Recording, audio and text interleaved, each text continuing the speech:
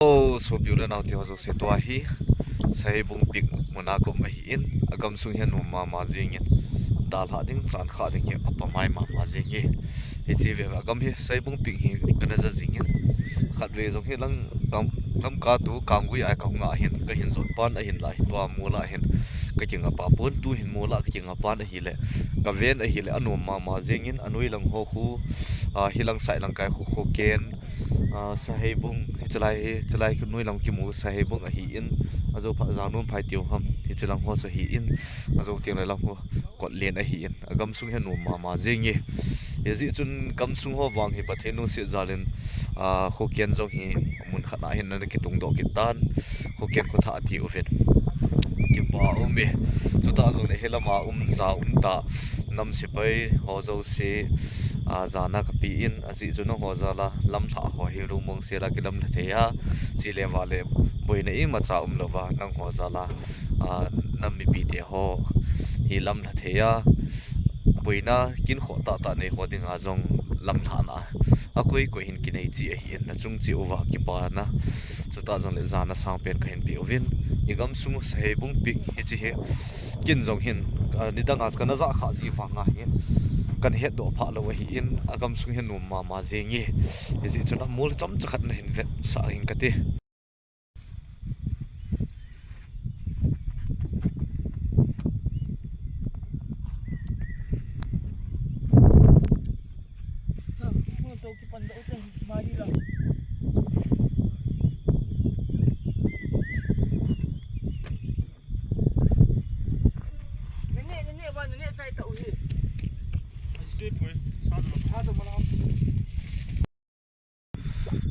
nôm mà dinh chalai hi in amoloi vet na hi le hi taw bo tiu hi taw ha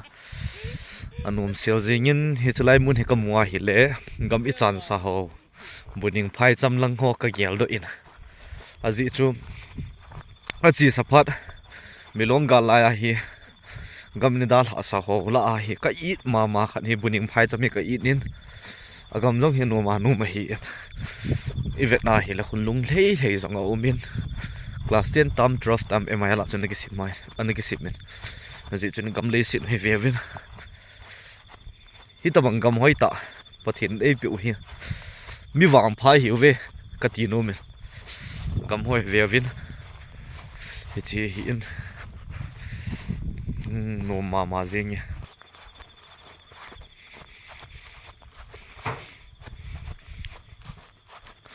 gam hoi ta in eyovin lung thei le zong mi gam wa hi to wa I zong le ki zol nga pa zong le lung mun mon au min ki pa na zong mi pi in gam le set hin dan zu ham wa ham ho gin ngei hoi za ti lung thim zong ki chol du e cheve hi ta bang gam hoi ta hi neu hi mi wang phamo mong hi heu ve na chi hi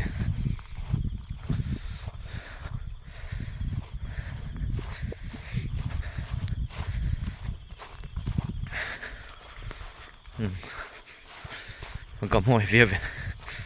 cho hi alung gel gen the nei ho cho ta zo a ki pa the lo ho zo hilai mun he zo no vin na to leo chun na ki pa jing du hi azi chu ke man zo ka experience tan nong ka san amun zo hi lung thei the au min ki pa zo au min amol hoi to thim bet na ni la lung don ni la lang don ho le tu dung phan hoài yo mai là mun nụ ta hi ti chu kai se in a cho lao hồn bo ngau min lại khôn bo bo min cầm về lăng ngang cái gì thì giống đấy cái gì nó đều phát hi anh ấy tán giờ chú phát chọn chọn cả thì lại cái cặp mà hi this is called Saheibung Peak.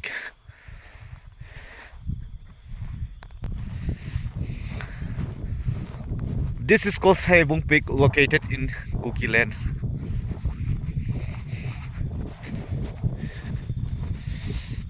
Phía bên Igamu hi ivet na hele kya choi ho ki choi em sil zingi wow fresh chat jing si chevia bin nunga golang ho dingang dating namun na hi in la lai dimen dating mun ki mangkit le hon a hoi lo lam so ki de ipp thang de ru ki de khen khana dinga zu ho ki don hoi ro thil cha chum thang kha an ten ipp hi le hamun hi a chi ho ding in za bol chi utin mun nom ta ai ne u hi i ho ma man mun nom ta ho hi ho ni ki siam hoi lo wa hi le minung siam hoi pi do he poi ti choi hi in agam hiu na chola na lal kha na lung kham a hi le lung sit ten Saheibung pik mun a hin ti chol nga in lung ol na pi ding a hi ne the na ki chol nga a thei tui hona don the ama wang anung wang su thengu win lang hi win ti chu request a game a personal a ka hin e kamu